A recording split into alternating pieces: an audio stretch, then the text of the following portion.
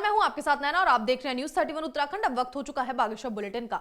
गरुड़ में आज ग्वाड़ पजरेना के चर्च में स्थानीय लोगों ने क्रिसमस का पर्व मनाया। इस दौरान जिले के जयचंद्र शाह ने बताया कि हर साल की तरह इस साल भी शांतिपूर्ण तरीके से क्रिसमस का त्योहार मनाया गया है। साथ ही उन्होंने कहा कि इस साल सभी लोगों ने प्रभु यीशु से कोरोना से मुक्ति के लिए प्रार्थना की है। इस दौरान लोग कोविड नियमों के साथ ही चर्च में आते जाते नजर आए हैं।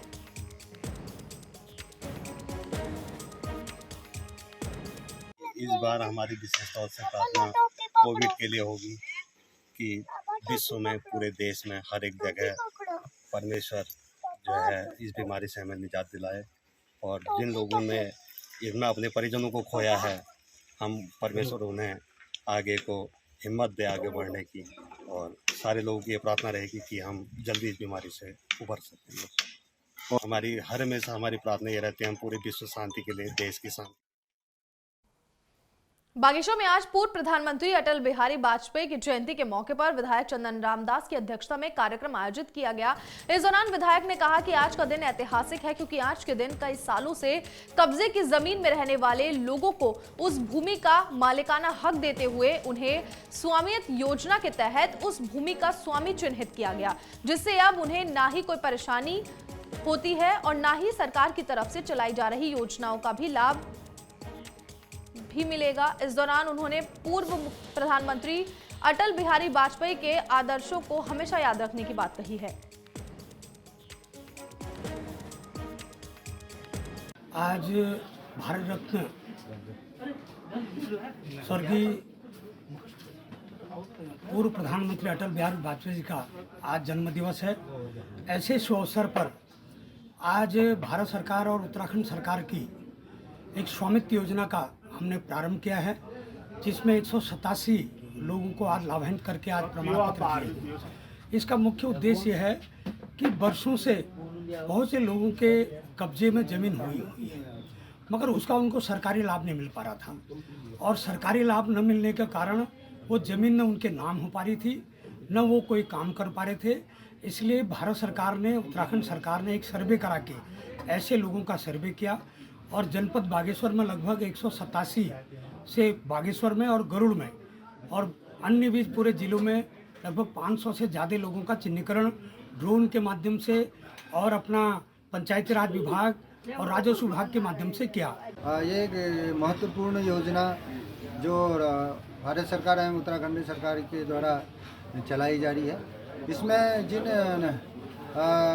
लोगों के भूमि पे काबिज थे, लेकिन वहाँ उनका कोई मालिकाना हक नहीं था, तो उनको मालिकाना हक देने के लिए ये योजना चालू की गई है।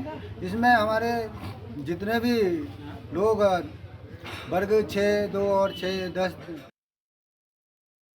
बागेश्वर जिले में आज परिवहन विभाग ने टैक्स जमा नहीं कराने वाले और सड़क किनारे लावारिस खड़े वाहनों पर कार्रवाई शुरू कर दी है, जिसके तहत ARTO निखिल शर्मा के नेतृत्व में सड़क किनारे खड़ी 2 गाड़ियों को पुलिस ने क्रेन से उठाकर सीज कर दिया है।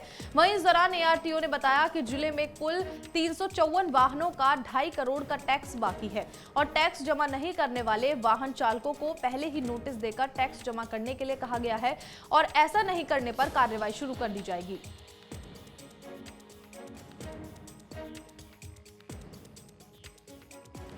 देखिए, जैसे कि हम पिछले 1 महीने से एक अभियान चला रहे हैं कि हमारे जो भी परिवहन विभाग की गाड़ियां एरियर में चल रही हैं, जो भी कमर्शियल गाड़ियां बागेश्वर रजिस्टर्ड हैं और एरियर में चल रही हैं, उनके खिलाफ हमने पहले भी उन्हें वार्निंग दी है, हम उन्हें नोटिस सबको भेज चुके हैं। पहले भी मैं मीडिया के माध्यम से बता चुका था कि ऐसी गाड़ियों के खिलाफ एक अभियान चलने वाला है। तो अब हम, और ये जो कई सारी ऐसी गाड़ियाँ हैं जो डिसफंक्शनल गाड़ियाँ हैं, वो रोड के किनारे भी खड़ी हैं, तो वो रोड ट्रैफिक को भी ऑब्स्ट्रक्ट कर रही हैं। तो इसमें पुलिस अधीक्षक महोदय के सहयोग और समर्थन से जो पुलिस के पास एक क्रेन है वो हमें एक उपलब्ध हुई, और अब ये जितनी भी गाड़ियां हैं जो ऐसे रोड्स पे खड़ी हैं, जो अरियर में भी हैं, उनको हम उठा के सीज कर रहे हैं। ये जनपद बागेश्वर में क्योंकि काफ़ी कंजेस्टेड एरिया है, इसमें जो भी ऑन रोड अगर ट्रैफिक चलाता है, इसमें हम लोगों द्वारा नंबर 1 तो किसी भी रोड में किसी भी वाहन को हम खड़ी नहीं करने देते हैं, क्योंकि कंजेस्टेड एरिया के होने से जाम की स्थिति पैदा होती है। प्लस जो भी बाज़ार में बगैर हेलमेट दुपहिया वाहन में ट्रिपल सवारी या रफ ड्राइव करते हैं उनके खिलाफ अभियान चलाते हैं, उनके खिलाफ कार्रवाई करते हैं।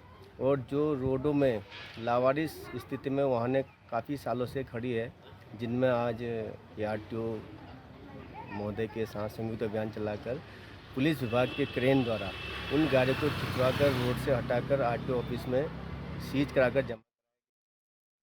बागेश्वर के गरुड़ में नेशनल हाईवे पर लंबे समय से बिजली के बेकार पड़े पोल दुर्घटना को दावत दे रहे हैं, लेकिन इसके बावजूद भी बिजली विभाग ने इस पर अब तक कोई ध्यान नहीं दिया है।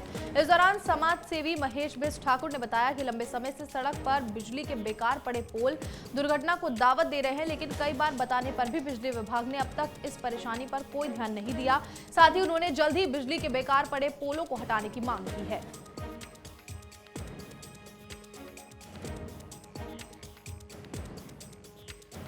देखिए सर, ये जो बिजली विभाग का है वहाँ पे ऑफिस, आजकल वहाँ पे ऑफिस भी हो गया, बिजली लाइट बिल भी वहीं भरे जा रहे हैं। और वहाँ पे एक्सीडेंट का इतना खतरा बना हुआ है कि वो रोड के किनारे जो पोल लगे हैं वो पुराने पोल हैं, उनको वैसी साइड पे रखा, आधे वो रोड में आ रखे हैं। कभी कोई गाड़ी में एक्सीडेंट होने का बहुत खतरा है वहाँ पे। तो विभाग से कहना चाहेंगे, विद्युत विभाग से कहना चाहेंगे कि इसको जल्दी से जल्दी वहाँ से हटा के कहीं दूसरी जगह पे इसको ट्रांसफ़र किया जाए।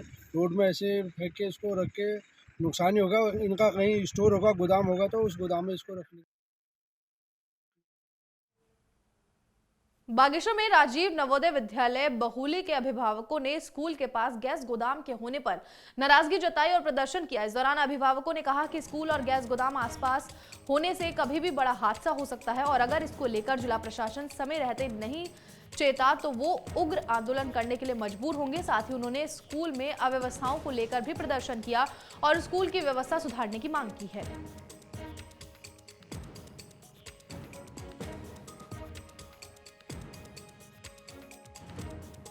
विनोद जोशी, राजीव गांधी नवोदय विद्यालय में आज हम यहाँ सभी लोग इसलिए एकत्रित हुए। एक तो बच्चों का वेकेशन पड़ रहा, विंटर वेकेशन है। यहाँ विद्यालय की इतनी बुरी दुर्दशा है कि प्राइमरी विद्यालयों में भी व्यवस्था यहाँ अच्छी होगी। हमने इस संबंध में डीएम साहब से लेकर मुख्यमंत्री साहब तक हम मिल के आए हैं। कैंटीन की व्यवस्था देखिए, बच्चों की खाने की व्यवस्था देखिए, यहाँ टॉयलेट की व्यवस्था देखिए। एक कैदी को भी अच्छी तरह से रखा जाता है, लेकिन यहाँ बच्चों के साथ में ऐसा दुर्व्यवहार क्यों किया जा रहा है? जबकि सरकार कहती है कि शिक्षा का प्रसार प्रचार होना चाहिए। यहाँ तो शिक्षा का प्रचार प्रसार तो छोड़िए, बच्चों को एक तरीके से स्वास्थ्य के मामले में कहा जाता है कि सफाई रखना है। यहाँ आप देखेंगे यहाँ किस तरह से सफाई होगी। किचन में देखिए, जो सरकार की तरफ से यहाँ पैसा आता है बच्चों को स्वास्थ्य के लिए या बच्चों के कपड़ों के लिए, यूनिफॉर्म के लिए, खाने के लिए पैसा आता है। क्या इन बच्चों को प्रॉपरली यूनिफॉर्म मिल रही है, यहाँ ड्रेस मिल रही है? क्या ये आपको पता है कि आज हम राजीव गांधी नवोदय विद्यालय में सारे पेरेंट्स लोग आए हैं। आज छुट्टी भी लग रही है यहाँ पे। तो मुझे नहीं लगता है कि ये स्कूल में कोई भी व्यवस्थाएं हैं, क्योंकि हम हर माँ बाप का सपना रहता है, जैसे हम सारे लोग यहाँ पे पेरेंट्स हैं, हर माँ बाप का सपना रहता है कि उनके बच्चे काफ़ी आगे जाके अच्छा उनका फ्यूचर बने। तो हमारे बच्चे भी यहाँ पे हैं, अच्छे नंबर, जहाँ पे हमारे बच्चे 100 में से 99 नंबर लेके यहाँ पे आए हैं। हम खुश हो जाते हैं कि हमारे बच्चे एक अच्छे नवोदय विद्यालय में जा रहे हैं। लेकिन जब हमने यहाँ पे अपने बच्चों को भेजा तो हमें लग रहा था कि हमारे बच्चे ने कोई अपराध कर दिया हो और हमने अपने बच्चों को यहाँ पे डाला, क्योंकि यहाँ पे कोई फ्यूचर नहीं है। देखो, आपको लगता है जब हमने अपने बच्चों को डाला तो ऐसा लग रहा है कि हमने जेल में डाल रखा है। किस तरह से हमारे यहाँ विद्यालय में कार्यक्रम चल रहे हैं और सरकार क्यों नहीं इन पे मतलब जागरूकता से देख रही है, क्यों नहीं विभाग इस पर कार्रवाई कर रहा है? तो क्या कुछ आश्वासन मिला? क्या कह रहे हैं? आज भी कोई आश्वासन हमको नहीं मिला है, ना ही यहाँ पर कोई अधिकारी रोज देखने को आता है। समस्या विद्यालयों पे जो है भोजन की व्यवस्थाएं दुरुस्त नहीं है। दूसरी जो है कि भाई सुरक्षा के लिए ना लेडीज वार्डन है, न जेंट्स वार्डन है बच्चों के लिए, न यहाँ पर रिमीडियल क्लास के लिए परमानेंट अगर स्थायी व्यवस्था होती तो बच्चों को रिमीडियल क्लास पढ़ाने के लिए टीचर हैं। यहाँ पर अभी 6 साल हो गए हैं और अभी इस 6 साल पे हमने जो भी देखा है, मतलब जो एक स्टूडेंट के लिए होना चाहिए वो यहाँ पे प्रॉपर तरीके से नहीं है। हम गवर्नमेंट स्कूल में पढ़ रहे हैं और CBSE एफिलेटेड हमारा स्कूल है और हम ये पूरे डिस्ट्रिक्ट में से लगभग 5-6 हज़ार बच्चों में से छट के आते हैं, सिर्फ 30 स्टूडेंट। और हमारे पास वो सारी सुविधाएं नहीं है जो कि हमारे पास होनी चाहिए। हम अभी 11th पे हैं और 11th पे जैसे कि कितने प्रैक्टिकल होते हैं और वो उसके लिए हमारे पास लैब नहीं है। और मैथ्स है, मैथ्स का ऐसा ही है और हमारे पास खुद की बिल्डिंगें नहीं है। मैथ्स के लिए क्लास नहीं है हमारी, एक क्लास पे 2 पढ़ते हैं हम। आगे से टीचर बोलते हैं, पीछे से बोलते हैं, समझ नहीं आता कि कौन से टीचर क्या बोल रहे हैं। बागेश्वर जिले में 3 दिवसीय कांडा महोत्सव के दूसरी शाम में लोक गायिका माया के साथ और प्रहलाद मेहरा और कुंदन कोरंगा के गानों ने धूम मचाई। इस दौरान महोत्सव के समापन के मौके पर पूर्व विधायक ललित फरसवाण और विशिष्ट अतिथि पूर्व जिला पंचायत अध्यक्ष हरीश एठानी ने शिरकत की। वहीं इस मौके पर सभी लोगों ने कांडा महोत्सव की तारीफ की।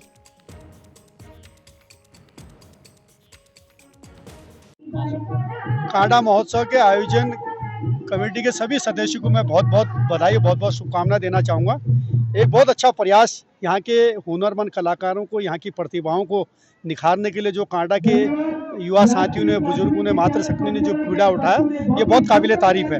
इससे यहाँ की उन प्रतिभाओं को एक मंच मिला है जो प्रतिभाएं किसी मंच में अपनी प्रतिभा को, अपने टैलेंट को नहीं दिखा पाती हैं, लेकिन इन गाँवों से निकलकर जिस मुकाम पर वो पहुँचेंगी, निश्चित तौर पर वो बहुत काबिले तारीफ रहेगा, ऐसा मैं विश्वास करता हूँ। कांडा महोत्सव के इस रंग कार्यक्रम के आगाज में अपने क्षेत्र की समस्त जनता का मैं कांडा महोत्सव अध्यक्ष के रूप में समस्त कमेटी की तरफ से आभार व्यक्त करता हूं। अपने उत्तराखंड के यशस्वी और बहुत ही मेहनत करने वाले ऐसे हमारे जुझारू युवा मुख्यमंत्री जी ने 23 तारीख को कांडा महोत्सव का उद्घाटन यहाँ पर उसका आगाज़ किया। मैं मुख्यमंत्री जी को पुनः कांडा क्षेत्र की जनता की ओर से बहुत बहुत बधाइयाँ देना चाहता हूँ। कांडा महोत्सव के शुभ अवसर पर जो कि 3 दिवसीय कांडा महोत्सव का यहाँ पर विधिवत कार्यक्रम उद्घाटन समारोह यहाँ पर हुआ था। इस प्रदेश के मुख्यमंत्री आदरणीय पुष्कर सिंह धामी जी के द्वारा यहाँ पर शुभारंभ इसका किया गया, लेकिन पूरे कांडा कमसार के लोगों ने बहुत ही सुंदर तरीके से इस आयोजन को 3 दिवसीय बनाने में अपना सहयोग यहाँ पर दिया है। और आज के कार्यक्रम के मुख्य अतिथि के तौर पर हम सबके बीच में इस कपकोट विधानसभा क्षेत्र के पूर्व विधायक आदरणीय ललित फरसवाण जी हम सबके बीच में यहाँ पर पहुंचे हैं। मैं निश्चित तौर पर अपने कांडा क्षेत्र के समस्त माताओं का, बहनों का, नवयुवक साथियों का, यहाँ के बुजुर्गों का, अपने व्यापार मंडल के सभी व्यापारी बंधुओं का और हमारे बीच में बाहर से आए हुए सभी व्यापारियों का मैं बहुत बहुत धन्यवाद यहाँ पर करता हूँ। बागेश्वर जिले में 3 दिवसीय राष्ट्रीय कुमाऊनी भाषा सम्मेलन का शुभारंभ हुआ। बता दें कि सम्मेलन में देश के कोने कोने से भाषा के जानकार पहुंच रहे हैं। वहीं सम्मेलन में भाषा को संविधान की 8वीं सूची में शामिल करने के लिए पहल करने की बात कही गई है। साथ ही इस दौरान मुख्य अतिथि क्षेत्र विधायक चंदन रामदास ने सम्मेलन में कुमाऊनी भाषा को संरक्षित करने की बात कही।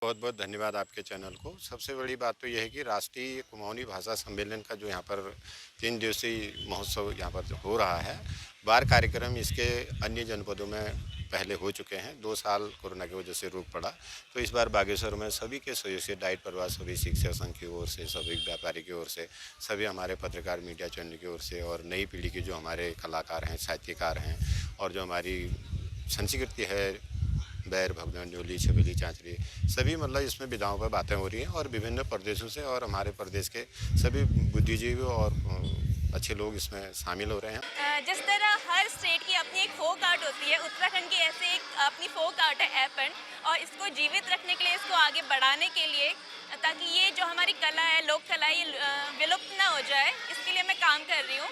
ताकि जो हमारी आने वाली पीढ़ी है, जैसे जिस तरह मैंने अपनी नानी से, अपनी मम्मी से सीखा है, उसी तरह आगे भी जो छोटे बच्चे हैं वो मुझसे सीख पाएँ, तो इसके लिए मैं आगे अभी काम कर रही हूँ। फिलहाल बागेश्वर बुलेटिन में इतना ही। आप देखते रहिए न्यूज़ 31 उत्तराखंड। नमस्कार।